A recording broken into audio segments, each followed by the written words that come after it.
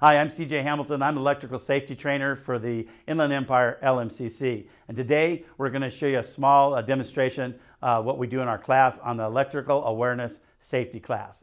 Behind me you'll see a small demonstration. What it does is this is a demonstration on a residential solar system. This is how they work. We're going to walk through it. We're going to walk through panels.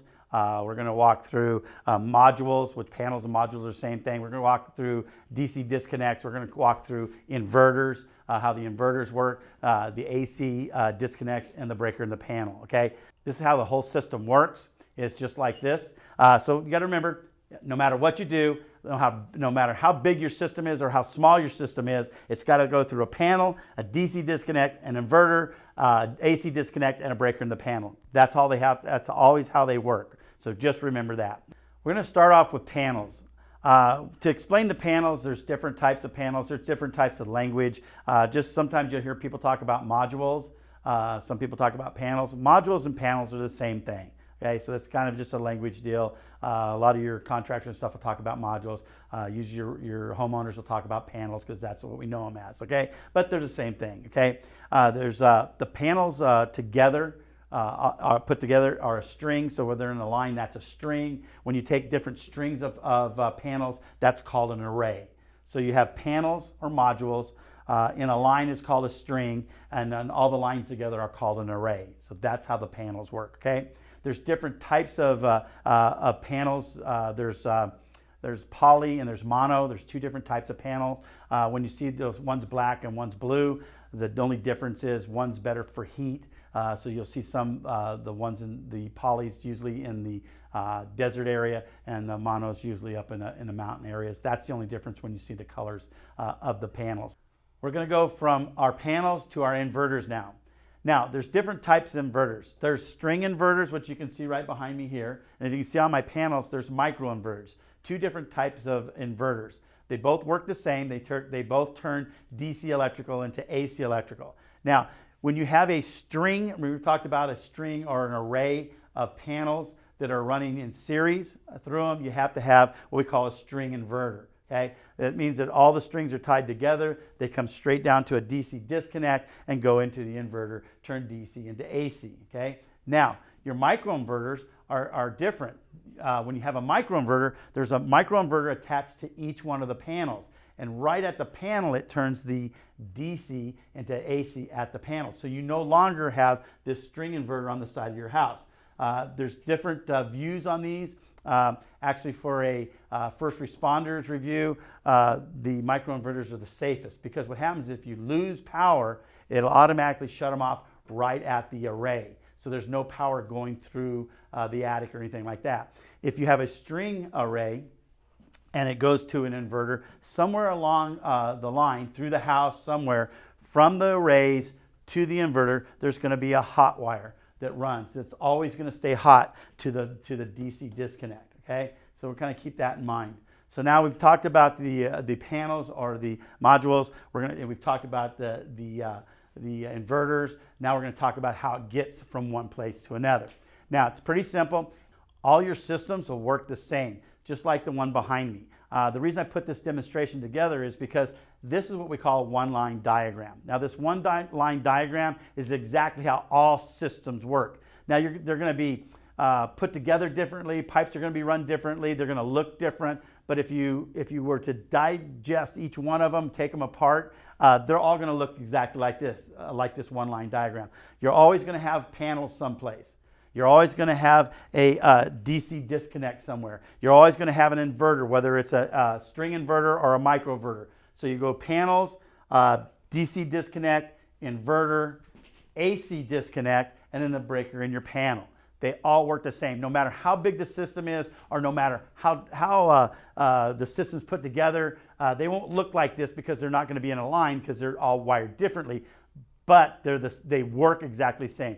Always a panel, always a DC disconnect, always an inverter, always an AC disconnect, and always a breaker in the panel. It's that simple. Okay, you're a first responder. You show up on scene. You've got an incident going on here. You shut off the gas, the water, and the electricity. You notice that there's a solar system on the roof of the building, and you need to shut it down. Okay, now you've had my electrical solar safety class, okay? So the whole thing that we talked about in that class was inverters, inverters, inverters. The inverters are the brains of the outfit. You see the inverter on this thing and you say, okay, common sense tells me that if I shut this inverter off, it shuts the system down. That's what common sense would tell you, because that's the brains of the outfit. You know that the power comes from the panel to the DC disconnect into the inverter. So you want to shut that inverter off. So you say, okay, I'll shut it off. It'll shut the system down. So let's try it and see what happens. So we reach in, we turn the inverter off. What has happened? Nothing. All you've done is shut off the DC coming to the inverter. You've told the inverter, let's stop making DC power into AC power. And it's done that, okay? Your gauges and stuff on the front of it, they'll shut down because it's no longer producing electricity. And you say, good to go. What just happened? False sense of security. You're telling everybody everything's good, we've shut it off, we're good to go. Because on a system, on a residential system, you're not going to have the lights telling you what's on and what's not. As you can see, the lights on the DC side are still lit up, and you can also see the lights on the AC side are still lit up. So what have you done by shutting off the DC disconnect? Nothing. All you've done is shut off the inverter, telling the inverter, hey, don't make DC power into AC power anymore. And it did its job. It shut itself off and doesn't do that. But if you notice, you still got DC coming in, you still got AC going out. Well, if you shut off the brains of the outfit, the inverter, and said, hey, no longer make DC into AC, why do we still have AC power coming to the inverter? Because electricity will always fill up the wires, okay? So what's happened is when you have it on, it's producing electricity, it's headed towards the breaker in the panel. The second you shut it off and it quits making electricity, DC into AC, it'll automatically backfeed, just like that. And so you still have power on each side. So for turning off the DC disconnect, what have you done? Absolutely nothing except for stop the flow of electricity. It's no longer flowing through there, but it's still there, okay? So that's the difference of shutting off a DC disconnect. Everybody thinks that they've shut the whole system off. You haven't, okay? So don't get that false sense of security. Now let's talk about what happens. How do we get the rest of this stuff shut off? If you had my electrical safety class, remember we talked about arcing? If you shut a breaker off under load, it will arc. It'll make that little arc. If you haven't seen it, look at our other demonstrations under arcing.